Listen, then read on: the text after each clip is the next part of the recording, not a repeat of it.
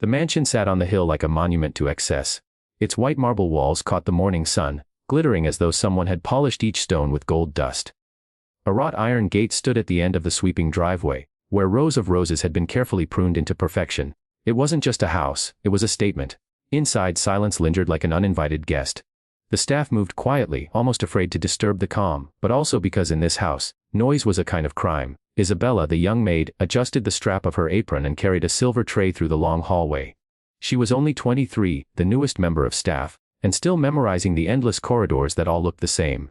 She had grown up in a small village where houses had 2 rooms, not 2 wings. Every step she took in this place reminded her she was an outsider. She stopped at the door at the far end of the hall. A brass plate read, "Clara's room." The daughter. Everyone in the staff whispered about her. Clara Moretti, the only child of Jonathan Moretti, a real estate tycoon who turned every property he touched into fortune.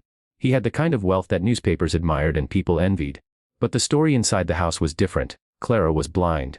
Or so everyone believed. Isabella balanced the tray on one hand and knocked softly. "Miss Clara, may I come in?" A faint voice answered. "Yes." She pushed the door open gently, careful not to make a sound that might startle the girl. The room was bright. The curtains open wide to let the sunlight in. For someone who couldn't see, Clara loved light. She sat near the window, her long brown hair cascading over her shoulders, a book resting on her lap. Her eyes, blue, startlingly blue, stared straight ahead but unfocused, as if looking through the walls into some invisible world. "Your breakfast, miss," Isabella said softly, placing the tray on the side table. Clara smiled faintly, tilting her head in Isabella's direction. "Thank you. You always bring it warm." Something about that made Isabella pause. How did she know? She shook the thought away, placing a napkin neatly beside the plate of toast and eggs. Clara closed the book on her lap. Isabella glanced at the cover. It wasn't embossed, not braille, just a regular hardcover novel. Perhaps someone had read it aloud to her earlier, Isabella reasoned. But then Clara did something strange. She placed the book down carefully on the table, but not haphazardly. Her hand moved with precision, adjusting the book so its edges aligned perfectly with the corner of the table, as if she had seen the angle. Isabella froze. Her mind tried to dismiss it. Habit, maybe, muscle memory. People with blindness developed strong senses of touch, didn't they? But the thought still crawled in the back of her mind. "You can leave it there," Clara said, her voice polite but distant. "Father will want me ready for breakfast downstairs soon." "Yes, miss." Isabella nodded automatically, then stopped herself. Clara couldn't see her nod. She flushed and added, "Of course, miss." Clara didn't respond. She just tilted her face back toward the sunlight, closing her eyes as if to absorb it.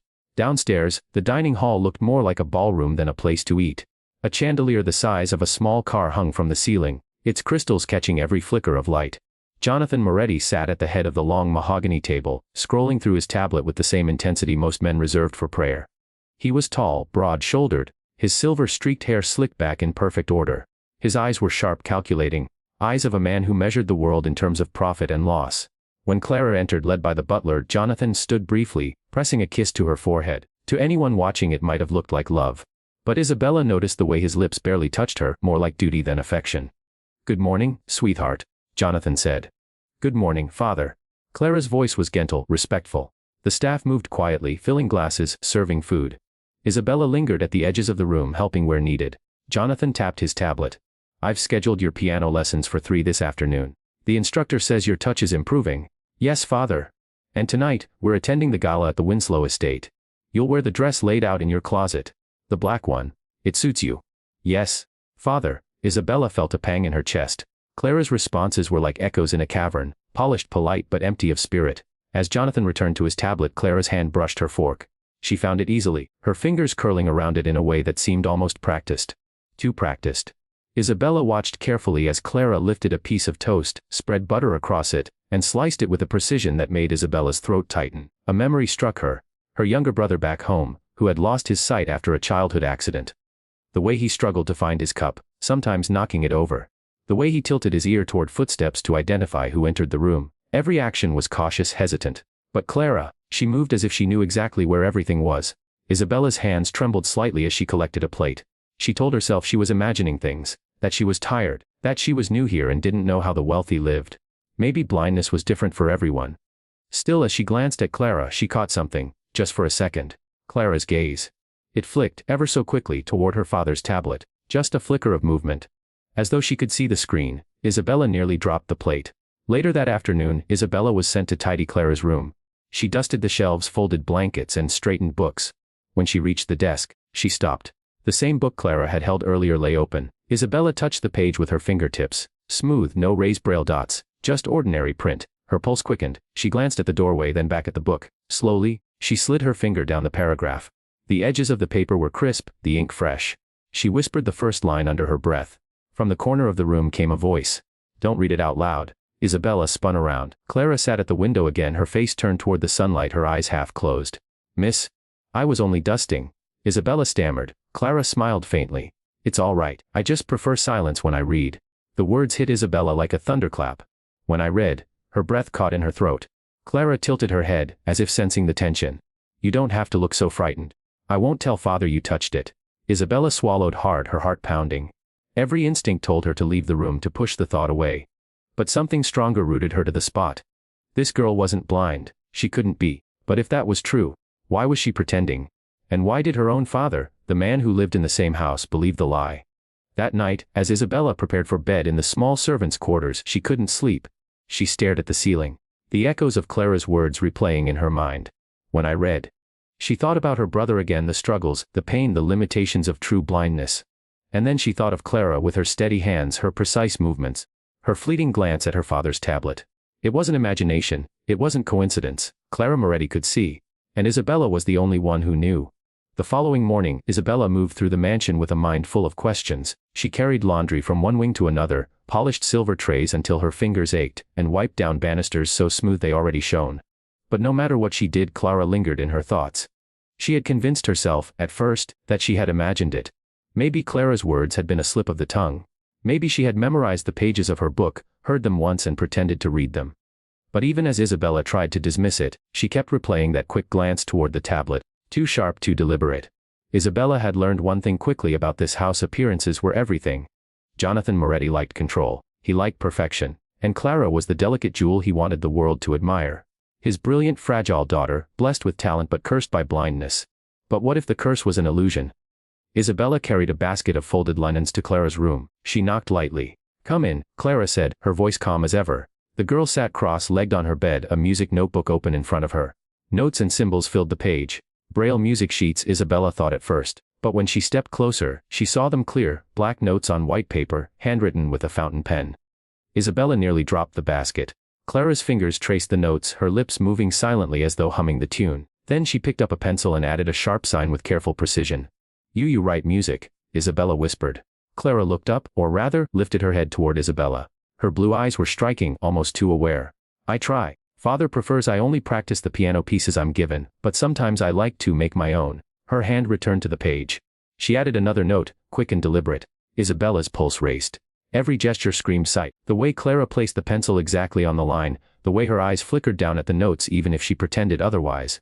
Isabella forced herself to breathe. She didn't want to frighten her, not yet. She folded the line in slowly, giving herself time to speak. You play beautifully. I heard you yesterday from the hall. The music, it sounded alive. A faint blush colored Clara's cheeks. Thank you, music feels like freedom. Even if I can't. She cut herself off. Even if my world is dark. Her words were rehearsed. Isabella could hear it like a line spoken too many times. Does it ever feel lonely? Isabella asked softly. Clara hesitated. Then she whispered, all the time. For a moment, Isabella saw past the mystery. She saw a young woman trapped in silence, whether blind or not. She carried secrets, heavy ones, and her smile was a mask to cover them. That afternoon, Clara was led to the music room for her lesson. Isabella, tasked with dusting nearby, found herself pausing at the half-open door. The grand piano gleamed under the chandelier. Clara sat at its edge, fingers poised on the ivory keys. The instructor, a tall man with gray hair, tapped a sheet of music on the stand. Again, he said. Feel the rhythm, Clara. Don't think, just play. Clara's hands danced across the keys. The melody rose and fell, notes flowing like water over stones. Isabella's throat tightened as she listened. Clara wasn't just talented, she was gifted. Every note was precise, filled with emotion. The instructor nodded. Better. Now, the next section. Clara turned her face toward him, but as he adjusted the sheet music, her eyes flicked, just for an instant, to the page. Isabella's breath caught. She hadn't imagined it. Clara was following the notes. Her chest thudded. If she told anyone, it would change everything. But why was Clara pretending? Why hide a gift greater than blindness itself? The gift of sight. That evening, Jonathan Moretti hosted a meeting in his study. Isabella carried in a tray of refreshments and tried to remain invisible as three men in suits discussed business deals. Jonathan's voice dominated the room, sharp and commanding. We'll expand into the waterfront district. I've already acquired 2 blocks. By next year, the skyline will be mine." The men laughed, glasses clinking. When Isabella left the study, she passed Clara's room. The door was slightly ajar. Inside, Clara sat by the window again, her face turned to the night sky. Isabella hesitated, then stepped closer. "Miss Clara." Clara didn't move. "Yes. The stars are bright tonight," Isabella said carefully. There was silence. Then, so faint Isabella almost doubted it, Clara whispered, "I know." Her voice trembled as though she had said too much. She lowered her head quickly, clutching her book to her chest. Isabella's heart pounded. That single word confirmed everything. Clara could see. Later, in the servants' quarters, Isabella lay awake again. She thought of Clara's delicate movements, the fleeting glances, the slip of the tongue. But more than that, she thought of her loneliness. Blind or not, Clara lived in a cage built by her father's wealth and control. Her every move was watched, her every word rehearsed. If she truly could see, then her blindness was not a curse. It was her shield. But shield from what? Why would a girl pretend to be blind, knowing the whole world pitied her, knowing her father paraded her weakness as if it were part of his empire? The questions swirled, restless and heavy. Isabella knew one thing for certain: Clara trusted her, even just a little, and if Isabella wanted the truth, she would have to earn more of that trust. Even if it meant keeping the secret hidden, at least for now. The next morning, Isabella found Clara in the garden. The air was crisp, the grass sparkling with dew. Clara sat on a bench, her fingers lightly touching the petals of a rose. Isabella approached quietly. "It's beautiful out here today." Clara smiled faintly. "The garden is the only place I feel free. Father doesn't come here much." Isabella hesitated, then sat beside her. She watched as Clara's eyes flickered toward a butterfly landing on the rose. Her lips parted slightly, almost in wonder. "Miss Clara," Isabella said gently, "you can trust me, you know." Clara stiffened. "Trust you? With what?" "With whatever you're hiding." For a long moment, silence stretched between them. The only sound was the soft rustle of leaves in the wind. Then Clara turned her head, her voice low and trembling. "You don't understand. If Father ever knew the truth, everything would fall apart." Isabella's breath caught. The confession was vague, but it was something. Clara's eyes glistened as though holding back tears. "Please, Isabella. Don't ask me again. Just let me be what he thinks I am." Her words were a plea, raw and desperate. And in that moment, Isabella understood Clara's secret wasn't just about sight.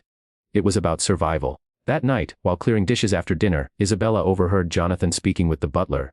His tone was clipped, impatient. "The investors adore Clara's story," he said. "A talented pianist despite her blindness. A symbol of resilience, it keeps them talking about the Moretti name.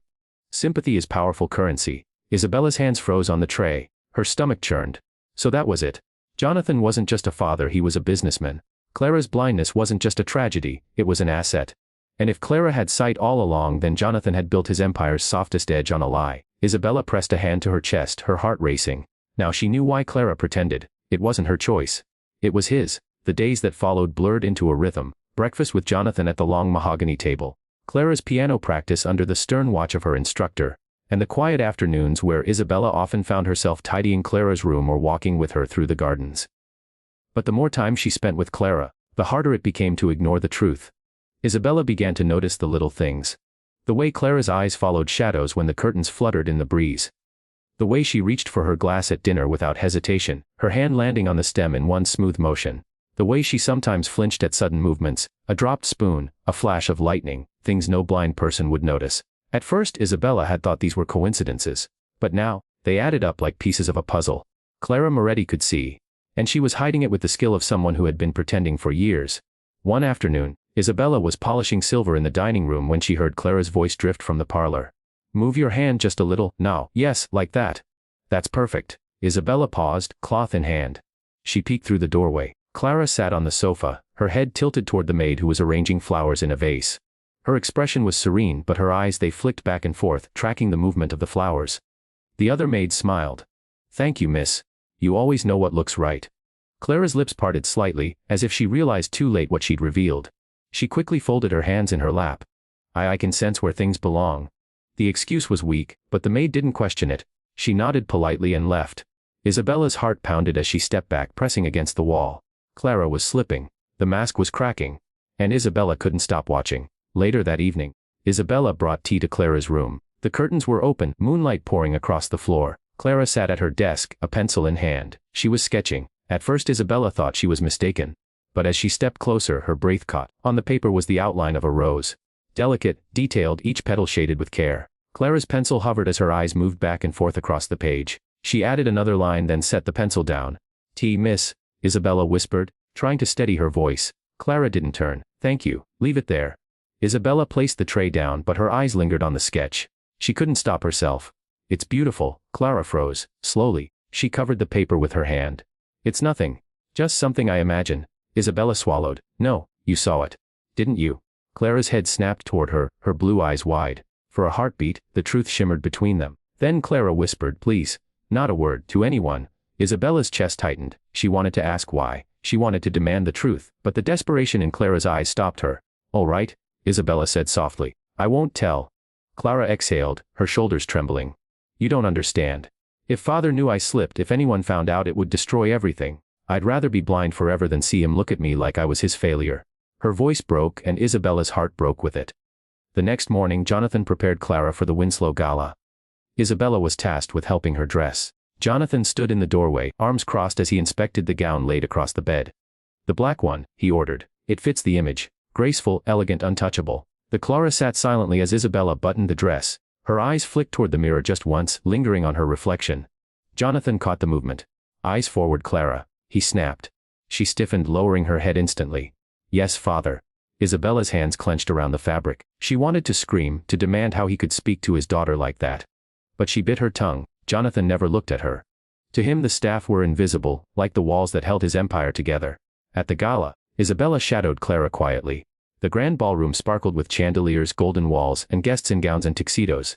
Music floated through the air, laughter mingling with the clink of champagne glasses. Clara moved gracefully, her hand resting lightly on Isabella's arm as they crossed the floor. People turned to look at the beautiful girl with the sad fate. Oh, the blind pianist. One woman whispered.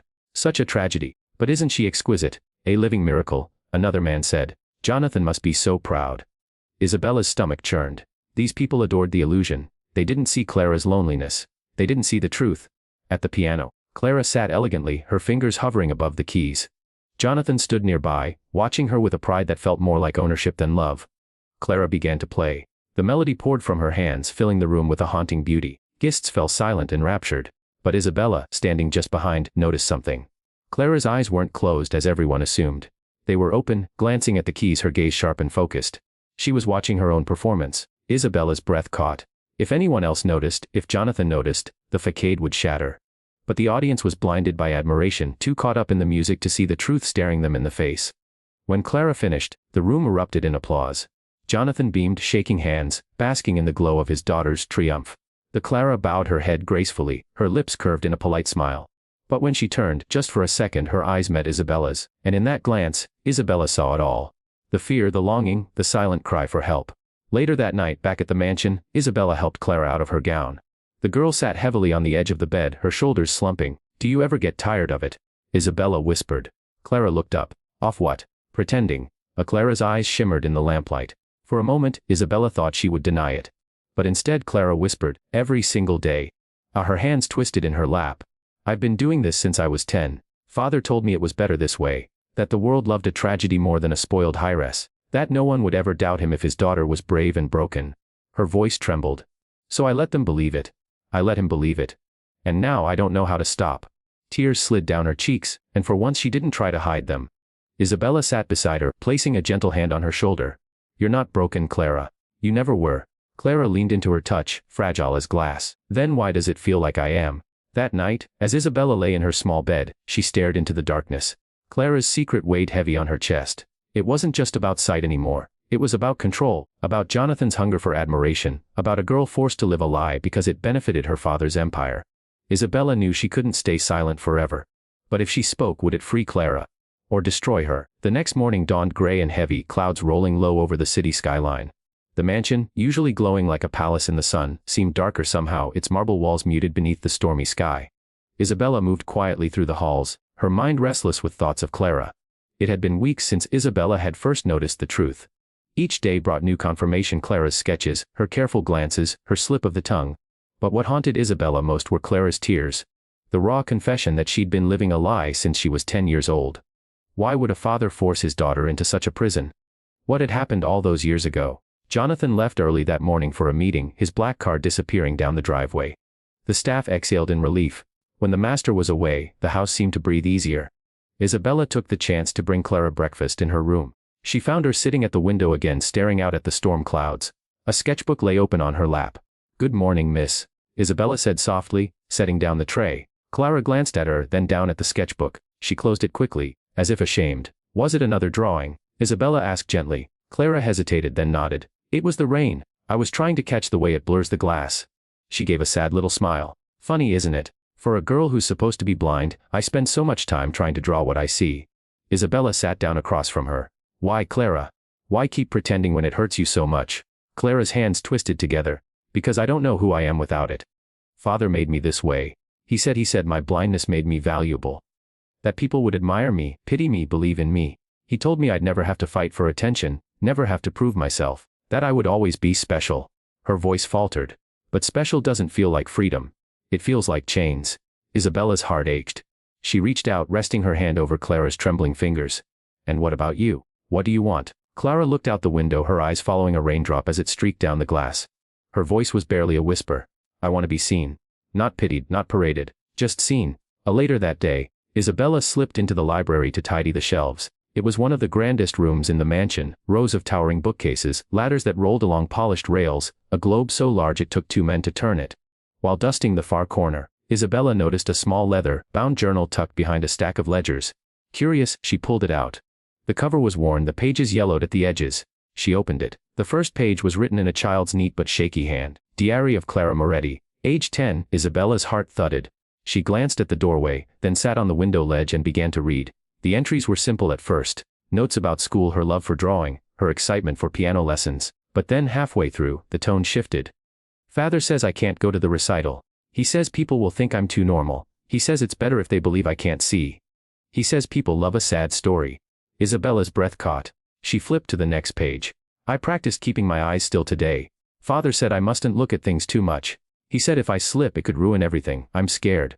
What if I forget? What if people find out? Tears pricked Isabella's eyes. She read on, her stomach twisting. I hate this. I hate pretending. But Father says it's for the family, for the business. He says he's proud of me when I act blind. He never said he was proud of me before. So maybe this is the only way. The last entry was smudged with ink, as though written through tears. Sometimes I wish I really was blind. At least then it wouldn't feel like lying. Isabella closed the journal with shaking hands. She pressed it to her chest, tears streaming down her face. Now she understood. Clara's blindness wasn't an accident or a misunderstanding. It was a prison her father had built, brick by brick, using her love for him as the mortar. And Clara had carried that weight for nearly a decade. That evening Isabella brought the journal to Clara's room. She placed it gently on the desk. Clara froze when she saw it. Her face drained of color. Where did you find that? In the library, Isabella said softly. I'm sorry, Clara. I shouldn't have read it, but I couldn't stop. I had to understand. Clara's hands shook as she picked it up. She pressed it to her chest, eyes glistening. I thought I'd hidden it forever. If Father knew. I won't tell him, Isabella said quickly. But Clara, this isn't just your secret anymore. It's your burden, and it's breaking you. Clara sat heavily on the chair, her shoulders trembling. You don't understand. Father made me believe I had no choice. He said if I wanted him to love me, I had to be blind. That was the only version of me worth keeping. Her voice cracked, raw with pain. Do you know what it's like, Isabella? To feel like your own father only loves the broken version of you. Isabella knelt beside her, tears stinging her eyes. Yes, I do. Clara blinked, surprised. My father wasn't rich, Isabella whispered. He was a fisherman, and he drank. The only time he looked at me was when I brought him money from selling bread at the market. If I didn't, I was invisible. So yes, I know what it's like to feel like love comes with conditions. Clara's lips parted. For the first time, Isabella saw not just sorrow in her eyes, but recognition. They weren't so different after all. That night, lightning cracked across the sky, illuminating the mansion in white flashes. Isabella couldn't sleep. She sat by her window, watching the storm, thinking of Clara's words. She knew now that Clara's secret wasn't just about survival. It was about love. A child's desperate attempt to hold on to the affection of a father who valued image more than truth. But Isabella also knew something else. Secrets had a way of unraveling, and Clara's was dangerously close to tearing open. The following morning, as Isabella entered the dining hall, she noticed something unusual. Jonathan was in a foul mood, pacing the room with his phone pressed to his ear. She'll play at the fundraiser, he barked. Yes, of course she'll perform. Blind, gifted, resilient, don't you see the headlines? People will eat it up. He slammed the phone down, muttering under his breath. Clara is the Moretti brand, she's the jewel in the crown. And she'll shine whether she likes it or not. Isabella's stomach twisted. Clara wasn't his daughter to Jonathan, she was his product. And Isabella knew if something didn't change soon, Clara would lose herself completely. The mansion was alive with preparations for the upcoming fundraiser. Caterers arrived with silver carts, decorators carried in fresh orchids, and staff scurried across the halls like ants, polishing, arranging, perfecting. The event was Jonathan Moretti's pride, an annual gala that drew the city's wealthiest donors. This year he promised it would be unforgettable. His trump card, of course, was Clara, the blind pianist. Clara, the miracle. Clara, the symbol of courage. Clara, the living story that kept the Moretti name on everyone's lips. But Clara, the girl, was fading. Isabella found her in the music room late that evening alone at the grand piano. The rest of the house buzzed with preparations, but Clara sat hunched over the keys, her hands limp in her lap. Clara? Isabella asked softly. Clara didn't turn. I can't do it. Her voice was barely more than a whisper. Isabella stepped closer. Can't do what? This performance, this charade. Clara's shoulders trembled. Every time I play in front of them, I feel like I lose a piece of myself. They're not clapping for me. They're clapping for the lie. Her fingers pressed the keys, producing a hollow chord. Do you know how it feels to have the world admire you for something you're not? Isabella's heart ached. She wanted to tell her the truth, that yes, she knew. That every day she wore the mask of a servant, smiling, obedient, invisible, even though inside she was screaming. But this wasn't about her. This was about Clara. You're stronger than you think, Isabella said gently. Clara shook her head, tears slipping down her cheeks. Strength isn't enough. Father owns me. If I refuse to perform, her voice broke. He'll make me pay. Isabella knelt beside her, gripping her hands. Then let me help you. Clara looked at her, startled. Help me how? I don't know yet, Isabella admitted. But you can't carry this alone anymore. If you keep pretending, you'll break. Clara's lips trembled. For a moment, Isabella thought she would pull away. But instead Clara leaned forward, resting her forehead against Isabella's shoulder. Promise me, she whispered. Promise me you won't tell him. Isabella closed her eyes, torn between instinct and compassion. She wanted to promise, she wanted to protect her. But the words caught in her throat. Finally she whispered, I promise I won't betray you. But I can't promise to stay silent forever. Clara's grip tightened, desperate. But she said nothing more. The next morning Jonathan called Isabella to his study. She entered cautiously, her apron neatly tied, her hands folded. Jonathan sat behind his enormous oak desk, his tablet glowing in front of him. You've been spending a great deal of time with Clara, he said without looking up. Yes, sir. Isabella replied carefully. I only do what she asks. Jonathan's eyes flicked up, sharp and cold. Good, she needs discipline, structure. Without it, she drifts, she's fragile, you understand, vulnerable. The world must never doubt her condition. Isabella's chest tightened. Her condition. Jonathan leaned back, steepling his fingers. You're new here, Isabella. Perhaps you don't realize the weight Clara carries. Her blindness is not just her burden. It's her gift. It makes her extraordinary, and extraordinary things must be protected. He smiled thinly. You'll ensure she stays believable. The word made Isabella's stomach churn. Believable. Jonathan's gaze hardened. If she ever falters, if she ever forgets herself, you'll remind her. Do you understand? Isabella lowered her eyes, her pulse racing. Yes, sir. But inside, her resolve grew stronger. She would never be Jonathan's accomplice. She would protect Clara, but not in the way he demanded. The fundraiser arrived like a storm. Guests poured into the mansion, their jewels flashing, their laughter echoing off the marble floors. The air smelled of champagne and orchids. Clara appeared in a pale blue gown, her hair swept into an elegant braid. She looked like a princess, fragile and luminous. Jonathan paraded her through the crowd, his hand resting on her shoulder like she was a trophy. Clara, my miracle, he announced proudly. The blind pianist who inspires us all. Guests leaned in, cooing their admiration. Clara smiled politely, her eyes lowered, her voice soft and rehearsed. But Isabella, watching from the edge of the room, saw the truth in her trembling hands. She was breaking. The performance began. The crowd gathered around the grand piano, whispering in anticipation. Jonathan stood proudly at the front, soaking in the admiration as if it were his own. Clara sat down, her hands hovering above the keys. The room fell silent. Isabella held her breath. Clara began to play. The melody was soft at first, delicate as raindrops, then swelled into something grand and aching. The audience leaned forward, mesmerized. But halfway through Clara faltered. Her hands froze. A murmur rippled through the crowd. Jonathan's smile flickered. Clara's chest rose and fell in quick, shallow breaths. She closed her eyes, but Isabella saw the truth. She wasn't lost in the music. She was drowning in fear. The room waited. Seconds stretched into eternity. Jonathan's jaw tightened, and then Clara's hand slammed down on the keys, producing a discordant crash. Gasps filled the air. Clara stood abruptly, her chair scraping the floor. Tears streamed down her face as she whispered, I can't do this anymore. The room erupted in whispers. Jonathan's face darkened, rage simmering beneath his polished exterior. Clara turned and fled, her gown trailing behind her.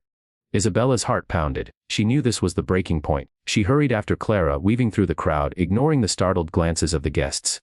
She found her in the garden, collapsed on a bench, sobbing into her hands. Clara, Isabella whispered, kneeling beside her. It's all right. Clara shook her head violently. No, it's not. It will never be all right. Father will never forgive me, and if he ever knew I could see, he'd hate me. He'd hate me for lying. He'd hate me for ruining his story. Her voice cracked, raw with despair. I wish I really was blind. At least then I wouldn't feel this guilt. Isabella grabbed her hands, forcing her to look at her. No, Clara. Don't say that. You're not broken. You don't need his story. You need your own. Clara's eyes shimmered with fear and hope all at once. But how, Isabella? How can I ever be free? Isabella swallowed hard. She didn't have the answer. Not yet, but she knew one thing: Jonathan's control over Clara was built on lies. And lies, no matter how carefully crafted, had a way of collapsing. And when they did, Isabella would be ready to catch Clara before she fell. That night, after the guests had gone and the mansion lay quiet, Jonathan stormed through the halls, his face thunderous. Where is she? He barked at the staff. No one answered. In her room, Clara sat trembling on the edge of her bed, her hands clenched in her lap. Isabella stood beside her, shielding her with her presence. Jonathan appeared in the doorway, his eyes blazing. What was that performance? He snarled. Do you know what you've cost me tonight? Do you know how many deals depended on you? Clara flinched, shrinking back. I'm sorry, Father. Sorry. His voice was venom. Sorry doesn't restore my reputation. Sorry doesn't impress investors. You embarrassed me, Clara. You humiliated me. Isabella stepped forward, her heart pounding. She's not a product, sir. She's your daughter. Jonathan's gaze snapped to her, icy and furious. Stay out of this, girl. You have no idea what's at stake. Isabella's hands trembled, but she held her ground. I know one thing: if you keep treating her like this, you won't have a daughter left to save. The room fell silent. Jonathan's jaw tightened, his fists clenching. For a terrifying moment Isabella thought he might strike her. But then he turned sharply, his voice cold as steel. You forget your place, Isabella. Remember who feeds you. He stormed out, slamming the door behind him. Clara collapsed into sobs. Isabella gathered her into her arms, whispering softly, It's all right, I'm here. I won't let him break you. And in that moment, Isabella made a silent vow. No matter the cost, she would find a way to set Clara free. The mansion felt colder in the days after the fundraiser. The air was heavy, silence stretched like a rope ready to snap, and Clara moved through the halls like a shadow. Jonathan hadn't spoken a word to her since the night of her breakdown. He carried his anger in silence, which was more terrifying than his shouting. The staff whispered about it behind closed doors. Some pitied Clara, others blamed her, but none dared say a word aloud where Jonathan might hear. His silence was a weapon, one that left Clara trembling with guilt. Isabella, however, was not so easily silenced. She watched Clara grow paler each day, her eyes dimming, her hands restless as though the music inside her wanted to escape but had nowhere to go. And Isabella knew, if something didn't change soon, Clara would disappear into herself completely. One afternoon, Isabella found Clara in the library, curled up in the corner chair with her journal pressed against her chest.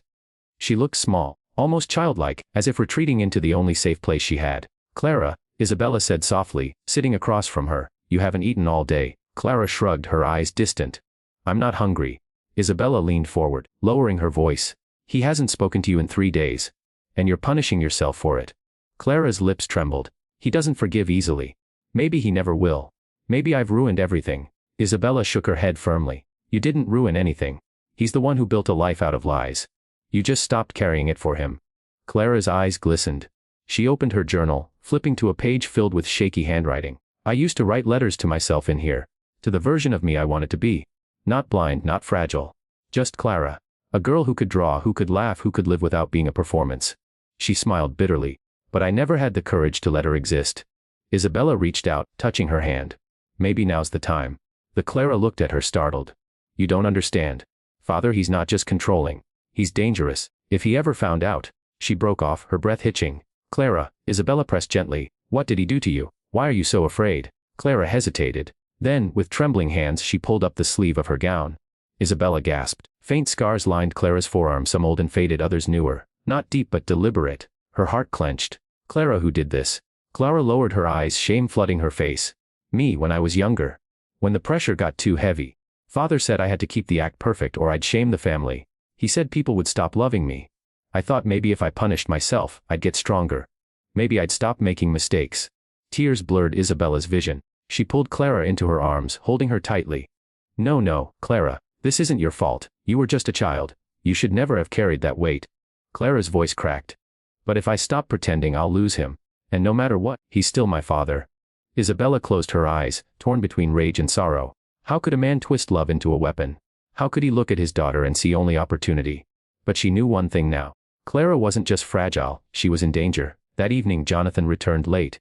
He smelled faintly of whiskey, his steps heavy. Isabella was clearing the dining table when she heard him muttering in his study. She paused at the doorway listening. She embarrassed me. He hissed into the phone. You saw the papers. They're calling it a breakdown. Some even question if she's blind at all, if anyone finds out the truth. He stopped abruptly, as if realizing how much he'd said. Isabella's blood ran cold. So he did know. Maybe not everything, maybe not the extent of Clara's strength, but enough to fear exposure.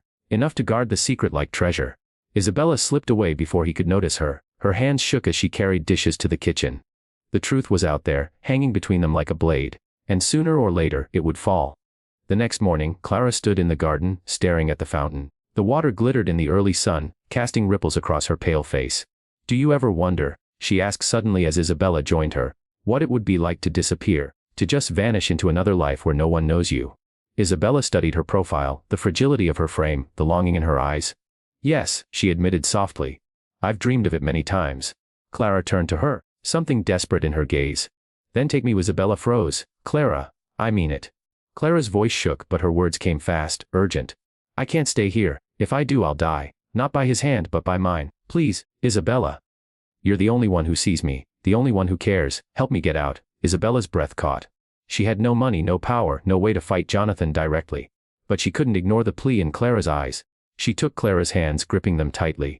If we do this, there's no going back. He'll come after us. He'll make it hell. Clara's chin lifted, fragile but determined. Then let him. I'd rather live in hell free than in paradise as a prisoner. For the first time, Isabella saw something new in her strength. Not just survival, not just fear, but strength. That night, as the house slept, Isabella sat by candlelight, sketching a plan in her mind. She would need allies. She would need courage.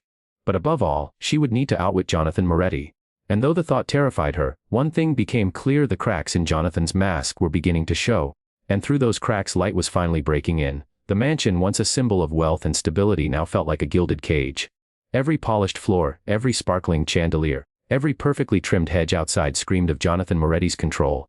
For Clara, each corner was a reminder of her prison. For Isabella, each step carried the weight of a dangerous secret. But after Clara's desperate plea in the garden, take me with you, Isabella knew there was no turning back. The idea of escape had been planted, and it was growing like wildfire in both their hearts. The days passed with eerie tension. Jonathan's anger had settled into cold indifference, which frightened Clara more than shouting ever could. He spoke to her only when necessary, his words sharp and measured, his eyes calculating. He was planning something. Isabella could feel it. Meanwhile, Clara and Isabella began to speak in whispers when they were alone. Late at night, in the music room, or in the garden under the watchful silence of the fountain. How would we even start? Clara asked one evening, her fingers tracing the piano keys without playing. We'll need money, Isabella said, her voice steady though her heart pounded. And documents. If we run without them, he'll find us in a day. He has connections everywhere. Clara bit her lip. He keeps his accounts locked, but I know the code to the safe in his study. I've seen him use it. Isabella's eyes widened. You memorized it? The Clara nodded. Numbers are the only things he trusted me with. They were part of the act. Blind but brilliant, the prodigy who could remember anything. He thought it made the story richer. He never imagined I'd use it against him. A flicker of defiance lit her face, and for the first time, Isabella saw not just fear but fire. We'll use it? Isabella said firmly. But carefully. If he notices even a cent missing, it's over. Clara lowered her eyes, her voice trembling. Do you think we can really do this? Isabella took her hand. Yes. Because you deserve to live as yourself, not as his creation. But Jonathan was not a fool. One night, Isabella overheard him speaking with a lawyer in the study. She's slipping, Jonathan said, his voice low but sharp. The girl is weak. If she can't hold her role, we'll have to limit her appearances. Keep her more isolated. The story must remain intact. No one can ever suspect. Do you think she's hiding something? The lawyer asked. Jonathan's tone darkened. She's hiding everything. But she forgets, she's nothing without me. If I say she's blind, she's blind. If I say she's fragile, she's fragile. Clara is mine and she'll remain mine until the day she dies. Isabella's blood ran cold. She pressed herself against the wall, heart hammering. His words weren't just cruel, they were a threat. He was tightening his grip. And it meant they had less time than she thought. The next morning, Isabella brought Clara breakfast in her room. She closed the door behind her, her voice urgent. We have to move sooner. He's planning to isolate you. Clara's face drained of color. What do you mean? I heard him last night. He said you're slipping. He wants to cut you off from the world, lock you inside this house so no one can question the story. The Clara's hands shook as she clutched her teacup. If he locks me away, I'll never get out. Isabella, please, we have to leave. Isabella leaned close, her voice fierce. Then we will. But we have to be careful. We'll need a safe place to go. Clara hesitated, then whispered, there's someone. My mother's sister, Aunt Lucia. Father forbade me from speaking to her, but I know she lives by the coast. She wrote me letters once hidden in my books. I never replied, but maybe she'd take us in. Hope stirred in Isabella's chest. A family member, someone Jonathan hadn't broken. Then that's where we'll go. Over the next few days, their plan took shape in stolen whispers. Clara revealed the safe code 4913, her mother's birthday. Isabella would wait until Jonathan left for one of his business meetings, then sneak into the study and take enough cash to survive. Not too much, so he wouldn't notice right away. Clara began gathering small things she could hide. A folded sketch, a locket from her mother, her journal. Isabella found an old satchel in the laundry room to carry them. Every step was dangerous. Every moment felt like walking on a blade. And yet for the first time, Clara began to smile. Not often, not fully, but enough for Isabella to see the girl she might have been if she'd never been caged. But Jonathan noticed everything. One evening, as Isabella carried linens through the hall, Jonathan stopped her. His sharp eyes pinned her in place. You've been very attentive to Clara lately, he said slowly. Almost too attentive. Isabella forced her voice calm. She needs comfort, sir. After the gala she hasn't been herself. Jonathan studied her, his lips curling into something between a smile and a sneer. Yes, comfort. You speak to her often, don't you? Whisper to her. Secrets, perhaps? Isabella's stomach nodded, but she kept her gaze lowered. No secrets, sir, only kindness. Jonathan leaned closer, his voice a hiss. Be careful, girl. Clara is delicate. Too much kindness and she may forget who she belongs to. He turned and walked away, but Isabella's knees nearly gave out. He was watching them. He was suspicious. They had to move soon before he tightened the cage. That night in Clara's room, Isabella whispered the truth. He knows. He suspects us. We have to be ready. Clara's eyes filled with fear, but beneath it was something else, resolve. Then let's not wait any longer, she said, her voice steady. Tomorrow, when he leaves, we'll take what we need and go. Isabella nodded, her heart racing. Tomorrow their lives would change forever. But fate rarely follows plans. That evening, Jonathan entered Clara's room without warning. Isabella barely had time to step aside as he strode in, his eyes cold and sharp. Clara, he said flatly. Pack a bag. Clara froze. Why, you're leaving the city. Too much gossip, too many questions. We'll move to the estate in the countryside. There no one will doubt you. No one will see your mistakes. Clara's breath hitched. She looked at Isabella, panic flashing in her eyes. Jonathan's gaze flicked between them, his voice low and dangerous. And you, Isabella, you'll come too. I wouldn't want my daughter's little confidant to wander off. Isabella's blood turned to ice. He was moving them. He was cutting them off completely. And if they didn't act now, escape might never be possible again. That night, long after Jonathan had retired to his room, Clara whispered fiercely to Isabella. We can't wait. If he takes us there, we'll be prisoners forever. We have to go tonight. Isabella nodded, her pulse hammering. Tonight, it had to be tonight. The safe. The satchel. The window at the end of the servants' hall that led to the garden. It was now or never. As midnight struck, Isabella crept down the hall, her heart pounding so loudly she feared it would wake the house. Clara waited in her room, clutching her journal and locket. The study door creaked as Isabella slipped inside. The safe loomed in the corner, black and cold. She knelt, her hands trembling as she spun the dial. 4913. The lock clicked open inside. Stacks of cash gleamed under the dim light. Isabella grabbed a bundle, just enough to last them, and tucked it into her apron. But as she turned to leave, a sound froze her blood. A voice. Going somewhere. She spun around. Jonathan stood in the doorway, his face half shadowed, his eyes burning with fury. The study was suffocating. Shadows stretched across the walls, the faint glow of the desk lamp casting Jonathan's face in sharp, menacing lines. He stood in the doorway, blocking Isabella's escape, his eyes locked on the bundle of cash in her hand. Put it back, he said softly, dangerously. Isabella's throat went dry. Her hands shook, but she forced her voice steady. I can't. Jonathan stepped closer, each stride slow and deliberate. You've been scheming with her, haven't you? Filling her head with ideas. Turning her against me? No. Isabella whispered. She doesn't need me to turn her against you. You did that yourself. His jaw clenched, his eyes narrowing into shards of ice. Where is she? Safe, Isabella lied, praying Clara was still in her room. Jonathan's lips curved into something cruel. Safe, she's nothing without me. Nothing. Blind, broken, fragile, she needs me. I made her who she is. Isabella's courage trembled, but she stood her ground. No, you made her a prisoner. You used her pain like a trophy, and she deserves better. Jonathan's hand shot out, seizing her wrist with crushing force.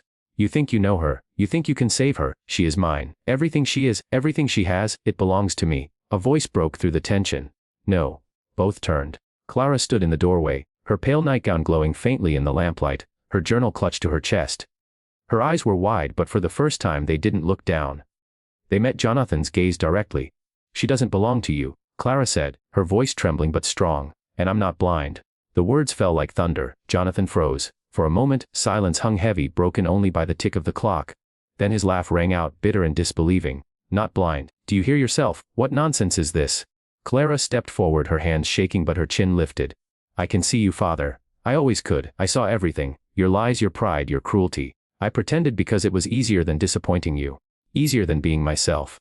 Jonathan's face hardened, fury flooding his features. "You ungrateful child. Do you know what I sacrificed for you? The empire I built on your story. You think you can just throw it away?" "Yes," Clara whispered. "Because it was never mine to begin with." The silence that followed was unbearable. Jonathan's breaths came harsh and uneven, his fists clenched at his sides. For a moment, Isabella thought he might strike Clara as he had once threatened. But Clara didn't flinch. She stood straighter than Isabella had ever seen her, her eyes bright with a courage that had long been buried. "You don't own me," Clara said firmly. "Not my life, not my music, not my eyes. I am not your story." Jonathan staggered back as if she had struck him. His empire, his pride, was unraveling before him. "You'll regret this," he hissed. "Without me you're nothing. No one will believe you." Clara lifted her chin. "Maybe not. But I'd rather be nothing on my own terms than everything on yours." The spell broke. Jonathan stormed past them, his footsteps pounding down the hall. Doors slammed, glass shattered, rage echoed through the mansion. But Clara didn't chase him. She didn't cry. She simply collapsed into Isabella's arms, trembling with exhaustion but alive with freedom. Isabella held her tightly, whispering, "You did it. You told him. You're free now." Clara's tears wet her shoulder, but they were not just tears of fear. They were tears of release. The next morning, the mansion was quiet. Jonathan had locked himself in his wing of the house, refusing to see anyone. His empire was cracking, his carefully spun narrative already beginning to fray as rumors of the gala spread. Clara, however, stepped into the garden with Isabella at her side. For the first time she didn't lower her gaze. She looked at the sky, the sunlight breaking through the clouds, and whispered, "It's beautiful." Isabella smiled, tears stinging her eyes. "Yes, it is." Clara turned to her, her voice soft but certain. "I don't know what comes next. I don't know if we'll have to run, or if he'll let us go. But I do know one thing, I won't hide anymore. Not from him. Not from the world." And for the first time Isabella believed her. A week later Clara sat at the piano again, not for an audience, not for her father, not for a gala. Just for herself. The notes spilled out, gentle and imperfect, but real. Isabella stood in the doorway, listening. The music was no longer a performance, it was a heartbeat, a voice, a truth. Clara's eyes closed, not in pretense but in peace. And when she opened them they shone brighter than Isabella had ever seen. She was no longer blind, not to the world, not to herself. And for the first time in her life, she was free.